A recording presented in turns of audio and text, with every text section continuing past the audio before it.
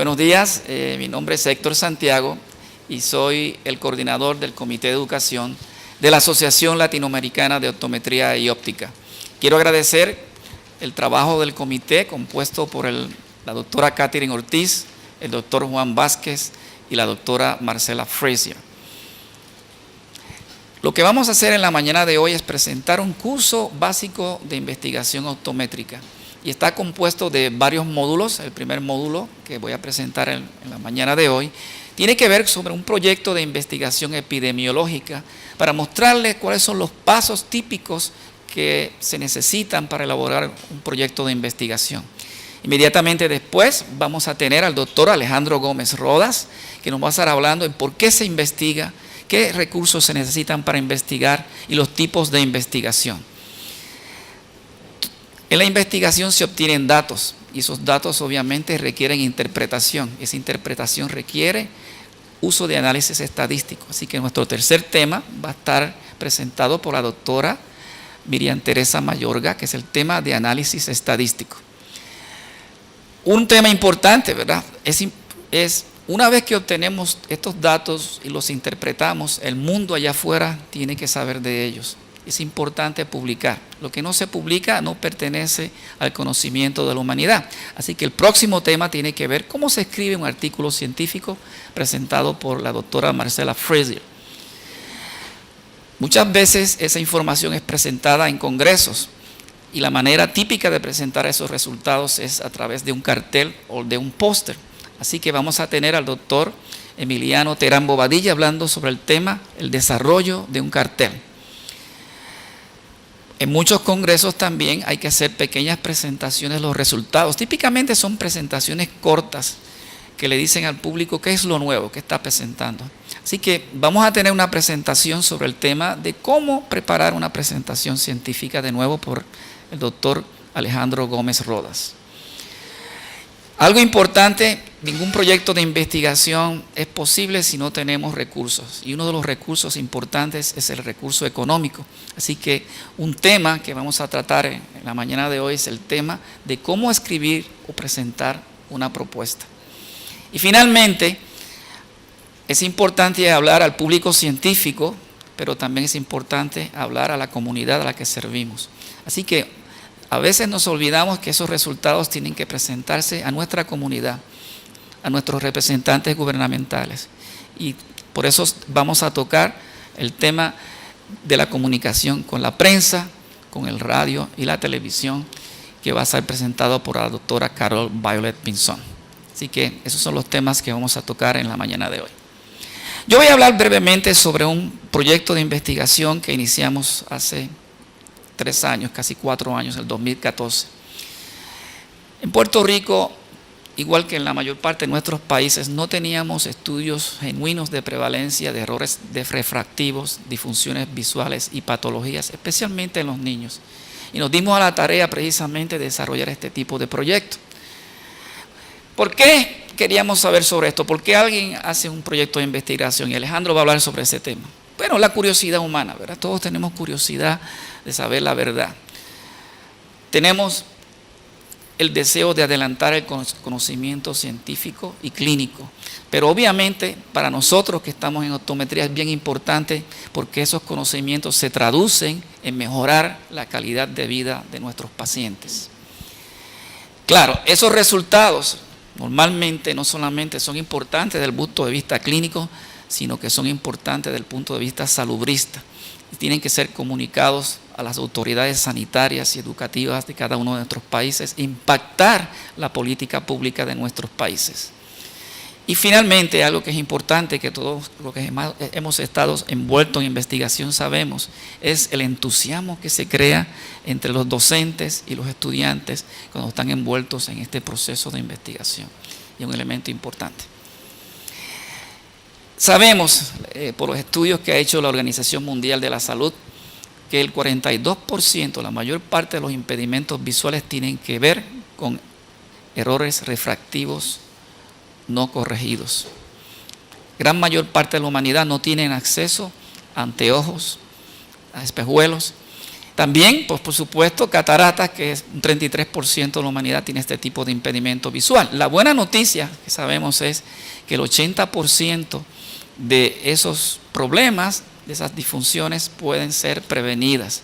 Evidentemente, un error refractivo se puede corregir con anteojos, cataratas con cirugía, glaucoma con medicamentos. Así que podemos hacer la diferencia como optometristas.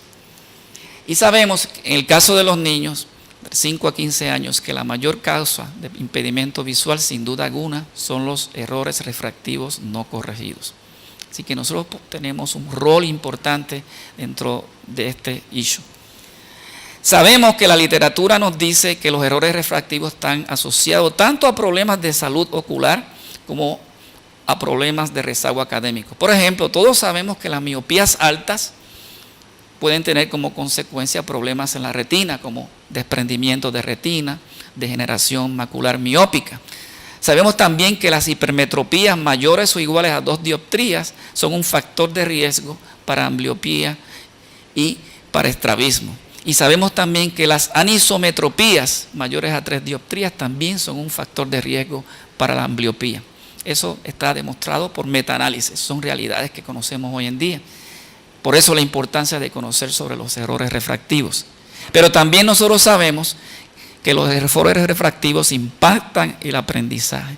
Y cuando miramos a la literatura sabemos, por ejemplo, que los niños con niveles de lectura inferior suelen tener hipermetropía, o hay una asociación con la hipermetropía, con las forias cercanas altas, con las forias verticales y con las anisometropías.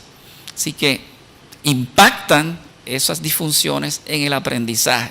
Y sabemos por un estudio que hizo Rosner muchos años atrás también que los niños con dificultades con aprendizaje suelen tener hipermetropías. Hipermetropías tan bajas como 1.25 que suelen ser ignoradas pueden impactar el aprendizaje.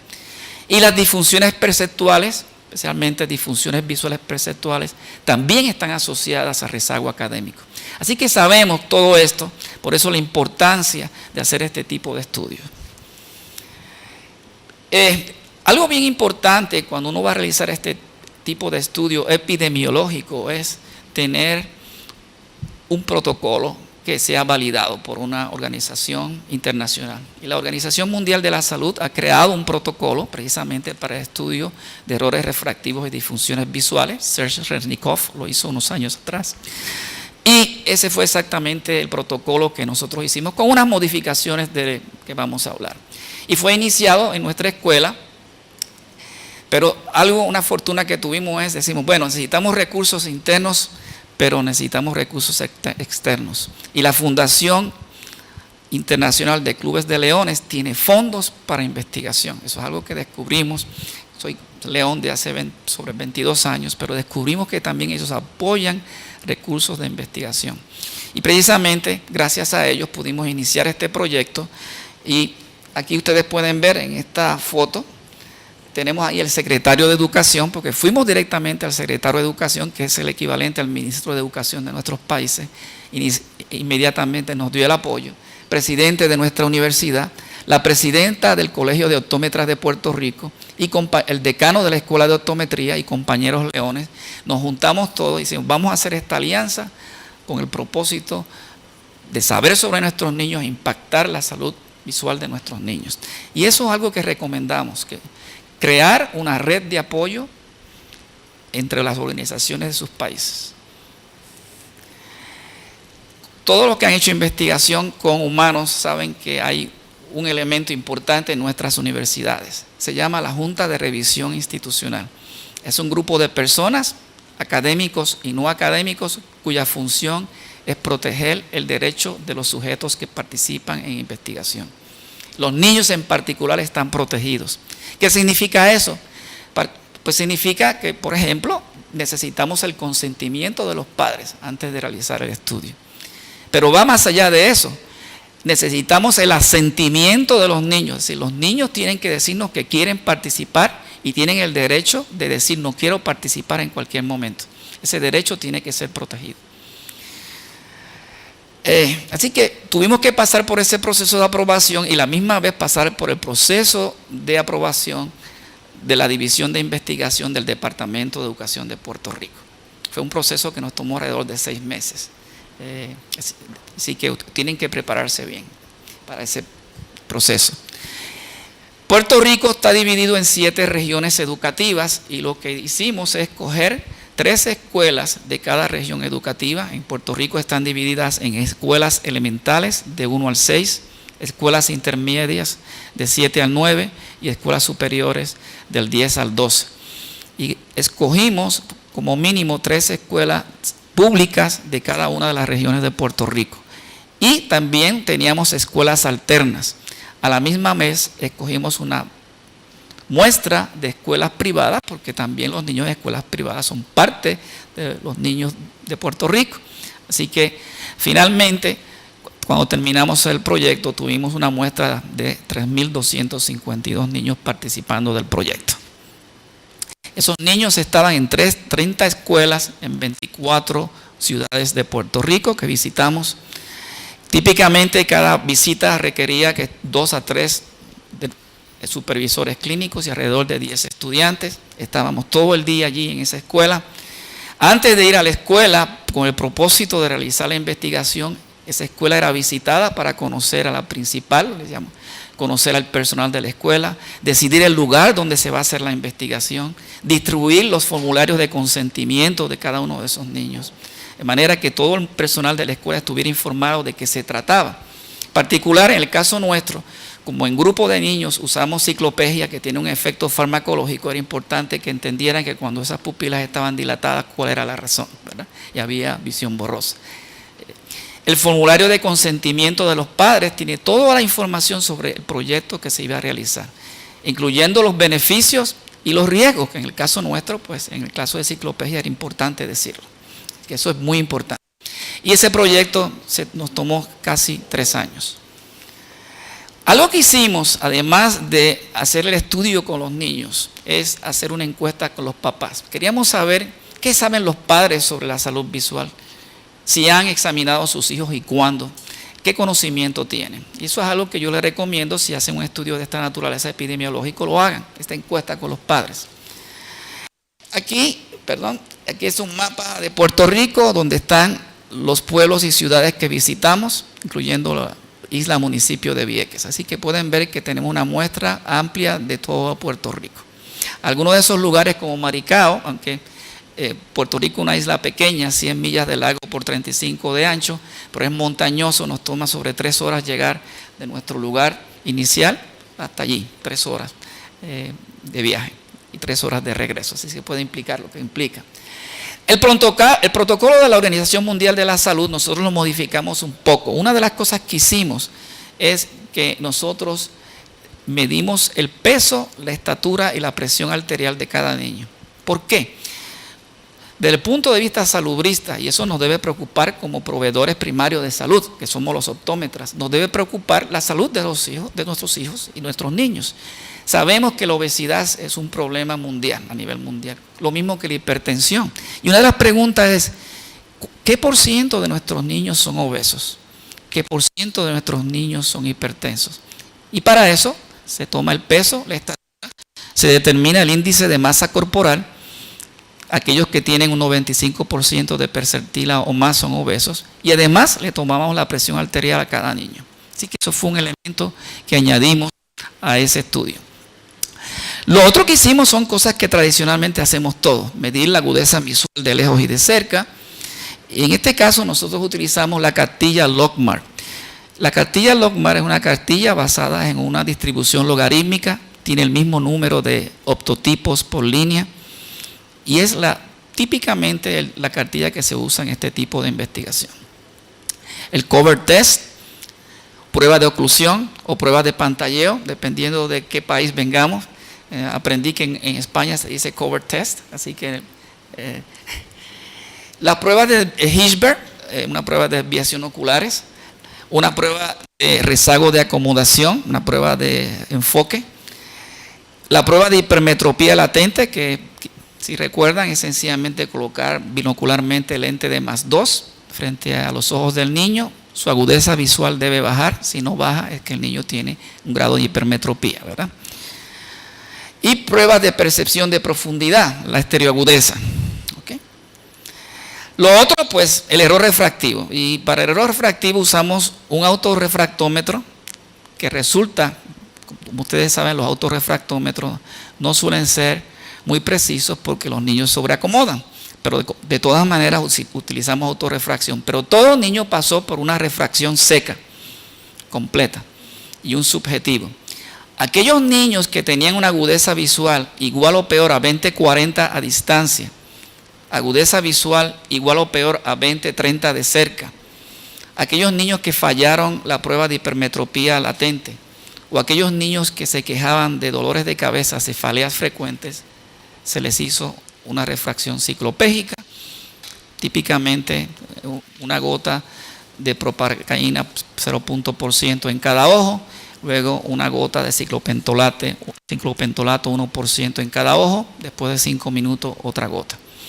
Hay niños con sus iris claros, pues ahí usamos solamente una gotita. Determinamos, ¿verdad?, el ángulo, la prueba de sombra, pero les puedo decir, en ningún momento tuvimos ningún tipo de problema de cierre de ángulo.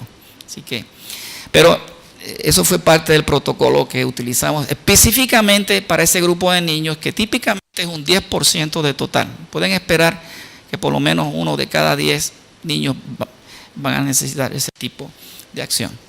Se hizo un examen de salud ocular externa del ojo. Teníamos unas lámparas de hendiduras portátiles, pero se puede realizar sencillamente con un lente de 20 dioptrías y un transiluminador. Eso es suficiente. Y se hacía un examen de salud interno del ojo, típicamente con el oftalmoscopio binocular indirecto o con el oftalmoscopio directo. Sí.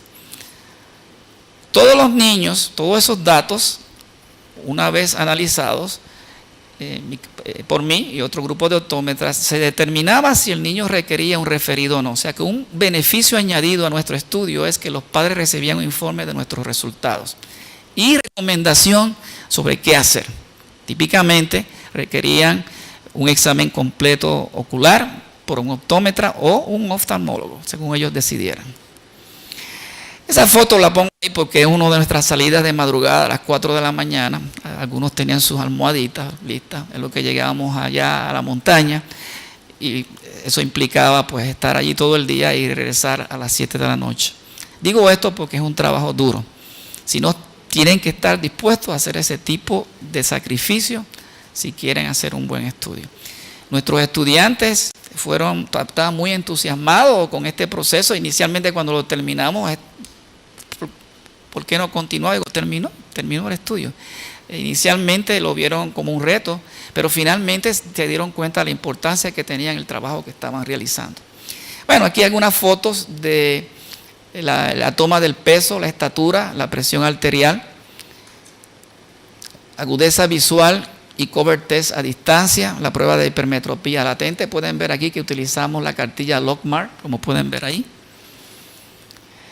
De cerca, agudeza visual y cover test de cerca, estereoagudeza, la prueba de Schissberg y la prueba de rezago acomodativo. Utilizamos autorrefracción, una refracción seca y, como les dije, en algunos grupos de niños, una refracción ciclopégica y su subjetivo. Y finalmente, salud ocular externa e interna en cada niño. Típicamente, cada visita nosotros podíamos ver un máximo de 60 a 70 estudiantes. No esperen ver mucho más si utilizan este protocolo. Toma tiempo. Cada niño pasar por estas estaciones toma alrededor de 20 minutos. No esperen ver en una visita, a menos que ustedes tengan una cantidad muy grande de personal, en cuyo caso es posible. En el caso nuestro, típicamente éramos 2 o 3 de nosotros, doctores, y alrededor de 10 estudiantes. Pero si ustedes tienen el beneficio de mayor ayuda, pues evidentemente pueden ver muchos más niños. Típicamente cada escuela requería de 3 a 5 visitas. O sea, no se podía hacer el proceso en un solo día. Algo importante, las regiones fueron escogidas porque esa es la división natural en que está Puerto Rico. Las escuelas fueron escogidas al azar dentro de las escuelas elementales, intermedias y superiores. Pero una vez escogida la escuela, el objetivo es ver todos los niños de esa escuela. Hacíamos énfasis que queríamos verlos a todos, no a los que había sospecha de problemas visuales, porque si no, no es un estudio de prevalencia. Tenemos que entender que para un estudio sea un estudio genuino de prevalencia, no puede estar basado en decisiones clínicas, de que yo me siento mal, de que veo borroso, sino todo niño, independientemente o no de que hubiese sospecha, debería ser examinado. Y eso es lo que hace importante este proceso de selección al azar de las escuelas, pero una vez escogidas, todos los niños de esa escuela deben intentarse ser examinados. Claro, con el consentimiento de los padres, obviamente. Los que han trabajado en investigación saben que hay otro proceso. Inicialmente nosotros utilizábamos unas hojas en papel con toda la información de cada niño. A medida que el niño se movía a las estaciones, se iba rellenando ese formulario. Y ese formulario tiene información confidencial, como el nombre de los niños. Pero una vez ese formulario llega a la oficina de investigación, esa información se pasa a un programa que es gratuito, se llama EpiInfo. Es un programa que existe también en español, que permite entrar, tiene plantillas, desarrollar plantillas para entrar los datos. Ahí ya desaparece información como el nombre del niño. De aquí en adelante es estrictamente confidencial a partir de este proceso. Las hojas originales están en una oficina de investigación bajo llave. Así que esto es importante porque hay que proteger la confidencialidad de los sujetos.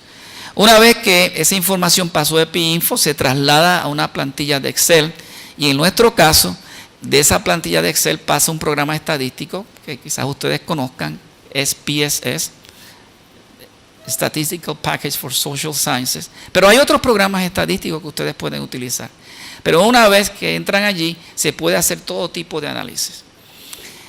Y a veces esa parte de análisis estadístico puede ser intimidante, pero déjeme decirle que una vez que usted sabe el tipo de prueba que usted tiene que realizar, es relativamente sencillo utilizar estos programas.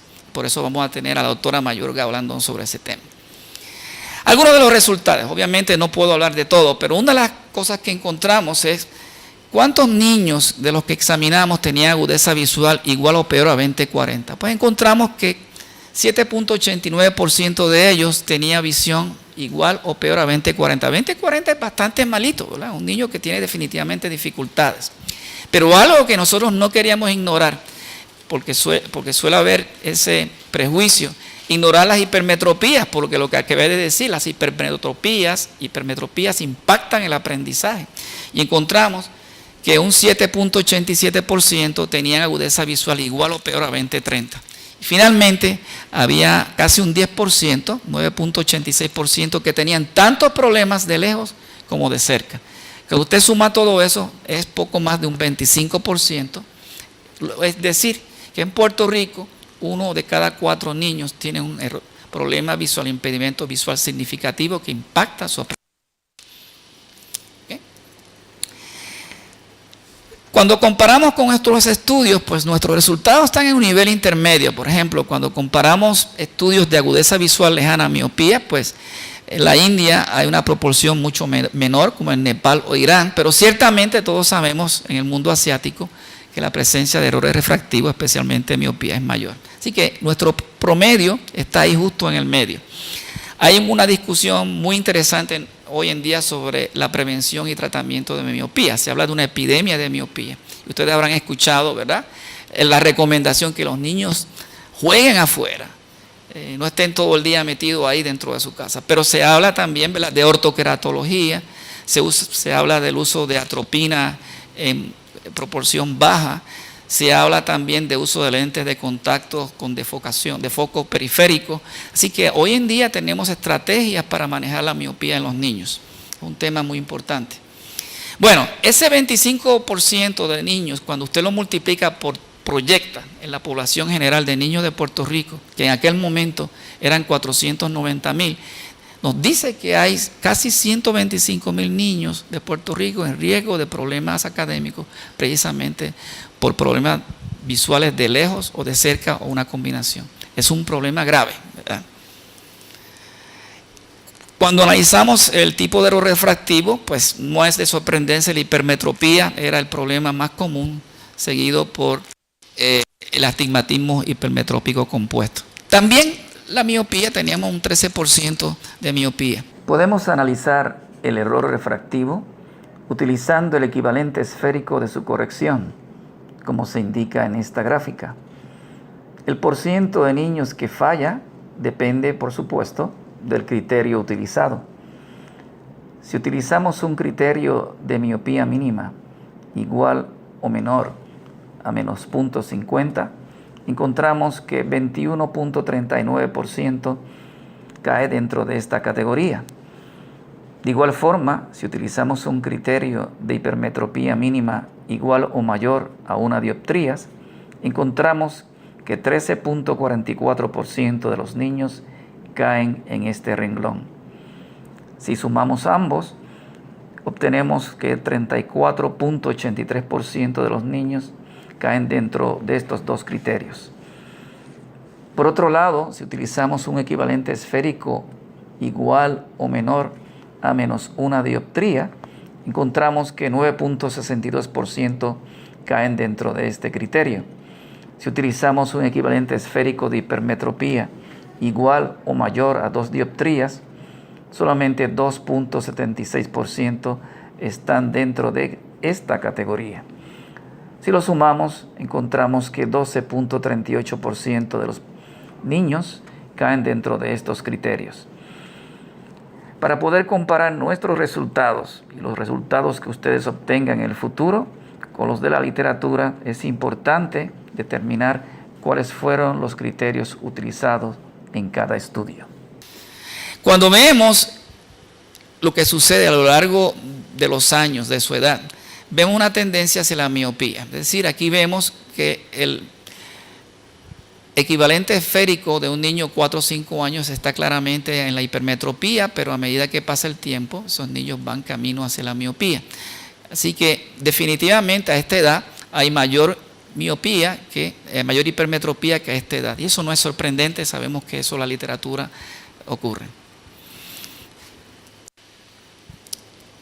También la estereoagudeza. Sabemos que la estereoagudeza de los niños en 4 o 5 años está deficiente, si pudiéramos decir, pero eso es esperado, ¿verdad? Y a medida que maduran, su estereoagudeza mejora. Algo que hicimos cuando hacíamos el examen interno del ojo era que determinamos la razón copadisco de los niños. La glaucoma o el glaucoma se diagnostica por varios factores, no es solamente la razón copadisco, ustedes saben, la presión intraocular, ¿verdad? Campos visuales, a veces el OCT. Pero ciertamente, cuando usted tiene una razón de copadisco igual o mayor a 0.8, es un riesgo significativo del glaucoma.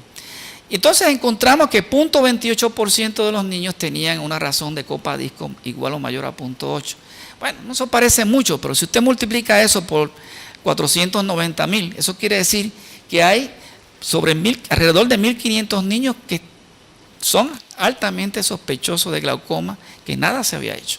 Y eso en nuestros países, ciertamente ustedes deben tener un número mayor de niños. Y eso es otro valor añadido a este tipo de estudio, porque nos dice que esos niños deben tener un examen visual completo. Bueno, vamos a hablar de la obesidad. La obesidad es un problema grave también. Hablamos de una epidemia hoy en día de la obesidad. Y lo que hemos encontrado, que el porcentaje de niños obesos pues varía por edad, pero cuando varía puede ser tan bajo como un 18%, pero puede ser tan alto como un 35%. Cuando usted determina el promedio es alrededor de 25.7%.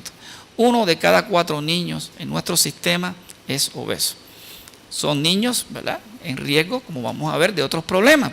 Cuando hablamos de hipertensión, descubrimos también que la hipertensión variaba por grupos de edad. En promedio, alrededor de un 10.3% de los niños son hipertensos. Fíjense aquí el problema. Ya 1 de cada 10 niños ya es hipertenso. Entonces, si usted hace una G cuadrada, descubre que hay una relación significativa entre obesidad e hipertensión. Un niño obeso tiene 2.56 veces el riesgo de ser hipertenso de uno que no lo es. Mensaje claro que hay que hacer algo, ¿verdad? Eso es un problema. Cuando sumamos todos los problemas, pues descubrimos 25% por problemas de visión deficiente, problemas binoculares un 6%, 7% enfermedades oculares, 3.3 problemas severos de enfoque, etc. Finalmente voy a hablar de algo que estoy incluyendo porque es importante. Lo que usted vaya descubriendo, no se quede con eso. No tiene que terminar el proyecto. Si usted tiene ya una muestra y comenzó su proyecto, vaya y presente los resultados que usted ha obtenido en ese momento. Y eso fue lo que hicimos. En el 2015 fuimos a la Academia Americana de Optometría a presentar los resultados del primer año. Luego fuimos en Medellín también. Estuvimos en el Congreso de Medellín a presentar esos resultados. Luego el segundo año fuimos a Anaheim, California, a presentar los resultados del segundo año. Y luego recientemente, hace apenas un mes, estuvimos en Chicago para presentar los resultados finales. Es importante que esa información se difunda. Y el póster que vamos a hablar aquí es un medio excelente para diseminar esa información. Y conferencia de prensa, que va a hablar Carol más tarde. Es importante que no solamente el mundo científico y profesional sepa lo que está pasando, sino que la comunidad que está allá afuera sepa lo que está pasando.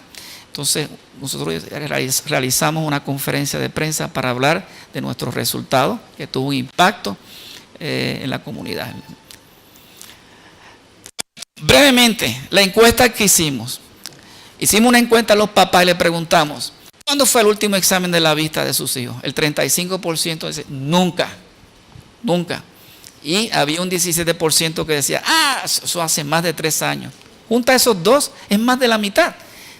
Como ustedes saben, la recomendación a nivel pediátrico es que el primer examen de la vista de los niños ocurra entre 6 y 12 meses de edad. Luego, entre 3 y 5 años de edad. Y luego, justo antes de entrar a la escuela y de ahí en adelante anualmente. Así que claramente estamos fracasando, ¿verdad?, en seguir ese protocolo. Si le pregunta a los papás, ¿por qué no los examinó?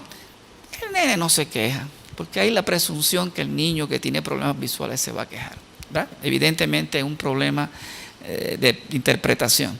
Algunos decían, el médico nunca me dijo que lo examinara. Pero esas son las dos razones principales. Lo increíble es que en Puerto Rico hay una ley que exige que todo niño que entra a la escuela tiene que tener un examen de su vista. Cuando se le pregunta, ¿tienen plan médico? La inmensa mayoría dijo que sí. Y de esos, la mayor parte dice que tiene el Plan Nacional de Reforma de Salud, que es el plan público. Y le preguntamos, ¿ese plan médico incluye el examen de la vista? 70% dice que no. Lo interesante es que la respuesta es sí. El examen público incluye el examen de la vista e incluye los espejuelos de los niños. Así que tenemos un problema aquí que existe, que es resoluble. Por un lado, el Estado no obliga a que se cumpla una ley. Por otro lado, los padres ignoran que existen los medios para resolverlo. Entonces, las conclusiones que hemos encontrado en el estudio: 1 de cada 4 niños tiene un problema significativo visual. 1 de cada 10 es hipertenso. 1 de cada 4 padece de obesidad. Sabemos que la hipertensión está asociada a la obesidad. Entonces, es obvio que una de las conclusiones de este proyecto es que hay que concienciar a los padres sobre la existencia de este problema y qué hacer. Hay que educarlos que hay un plan de salud que lo incluye. Que el Estado cumpla con la ley, que los niños deben ser examinados. A los médicos, al personal de cuidado primario, que conciencia a los padres la importancia de esto. En términos de obesidad, en las escuelas de Puerto Rico hay enfermeras y este problema no debe ser ignorado. Si identifica a un niño obeso, debe darse seguimiento. Se le debe medir la presión arterial a ese niño e iniciar inmediatamente acciones correctivas. Desafortunadamente, uno de los problemas que, como sabemos, es la dieta. En Puerto Rico se ha cambiado la dieta de los niños, arroz integral, leche desnatada, pero salen afuera y lo primero que encuentran es las bebidas azucaradas, que deberían ser prohibidas, pero es un problema serio que conduce a la obesidad y finalmente a la hipertensión. Así que ese es el resumen de nuestro proyecto. Lo que les digo es, este tipo de estudio clínico epidemiológico pues conlleva mucho trabajo, pero pero finalmente los resultados pueden hacer la diferencia, porque estos resultados se llevan a las autoridades sanitarias y puede establecer las prioridades en términos de salud pública y a los políticos, legisladores que tomen las acciones correspondientes.